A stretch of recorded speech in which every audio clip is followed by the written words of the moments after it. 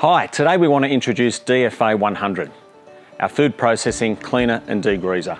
DFA actually stands for defatting agent, is a non-caustic alkaline cleaning agent for use in food processing areas to effectively cut through grease and grime. We will provide you with an overview of where and how to use DFA, including sharing of important safety information.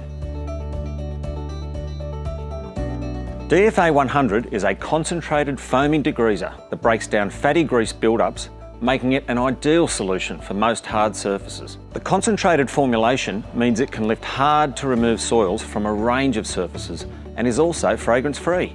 DFA100 is specialised for food processing environments.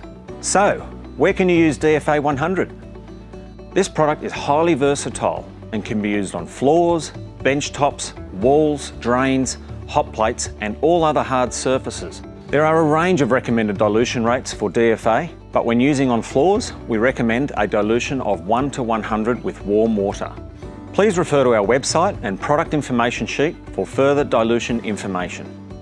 So, how do I use DFA100? DFA100 can be used through automatic scrubbers, trigger sprays, pressure washers, foam sprayers, and of course a mop and bucket.